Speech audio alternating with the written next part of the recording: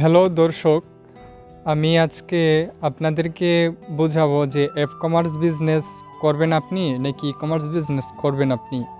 আপনি commerce business করলে আপনার অনেক মানে কোন কোন জায়গায় কাজ করতে পারবেন, কি এটার দিকসমূহ রয়েছে এবং কমার্স বিজনেস করলে আপনি কি দিকসমূহ রয়েছে এখানে এবং কি এখানে কাজ করতে পারবেন, আপনার জন্য কোনটা ভালো হবে আজকে সেই বিষয়ে কথা বলার চেষ্টা করব। সব সোশ্যাল মিডিয়ার মধ্যে ফেসবুকে সবচেয়ে বেশি ট্রাফিক, অর্থাৎ প্রায় 2 বিলিয়ন প্লাস মানুষ থাকায় আমরা কমার্স বলছি, অর্থাৎ ফেসবুকের মাধ্যমে বিজনেস। কমার্স বিজনেস হচ্ছে ফেসবুকের মাধ্যমে বিজনেস, আর এক কথায় ওয়েবসাইট দিয়ে অনলাইন বিজনেস হলো কমার্স। অ্যামাজনকে এটার প্রোটোটাইপ ধরতে পারেন। তো ওয়েবসাইট দিয়ে যদি আপনি বিজনেস করেন তাহলে এটা হচ্ছে কমার্স বিজনেস।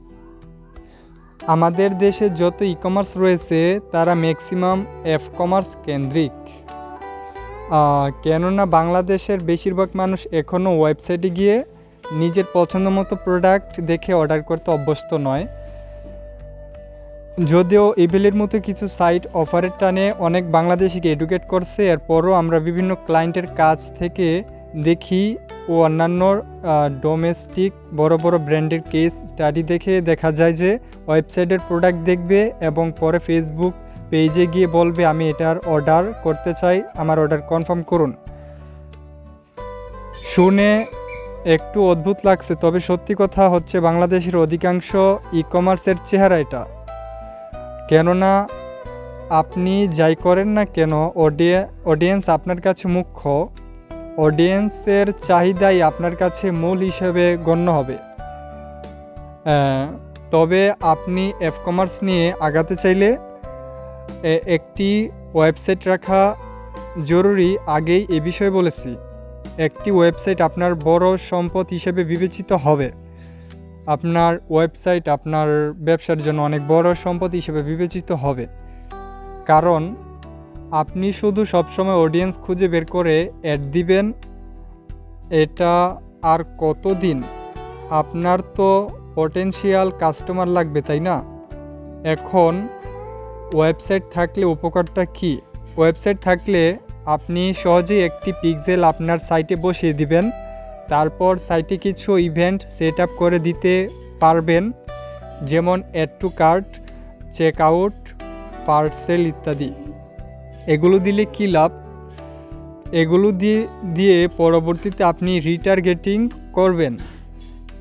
কেউ একজন আপনার অ্যাড দেখে আপনার ওয়েবসাইট এসেছে, অবশ্যই সে আপনার ভ্যালুয়েবল অডিয়েন্স। আপনার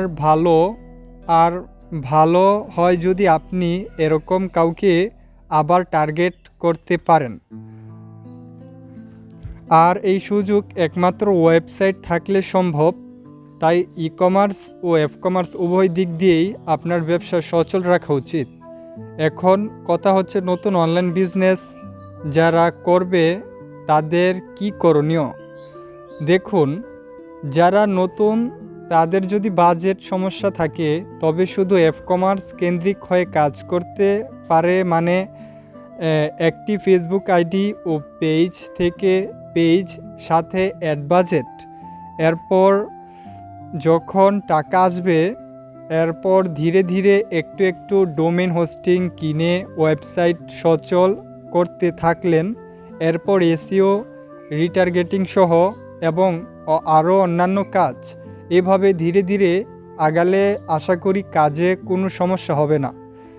তবে যাদের বাজেট সমস্যা নেই তারা চাইলে শুরু থেকেই কাঁপাতে পারেন। কমার্স তো করবেনই, সেই সাথে ওয়েবসাইটও বানিয়ে নেবেন। এটি আপনার ব্যবসাকে আরও অনেক বুস্ট করবে। তো আশা করি আপনি বুঝতে পারছেন যে আপনি কমার্স আর কমার্সের পার্থক্যটা কি। কমার্স হচ্ছে ফেসবুকের মাধ্যমে যে আপনি বিজনেসটা করবেন সেটা হচ্ছে কমার্স, আর শুধু ওয়েবসাইট দিয়ে যে যদি আপনি বিজনেস করতে পারেন তাহলে সেটা হচ্ছে কমার্স। তো ব্যবসা করতে পারলে দুইটাই আপনার জন্য ভালো। আর আপনার টাকা পয়সা যদি খরচ করতে না চান শুরুতেই, তাহলে আপনি একটা পেজ খুলুন।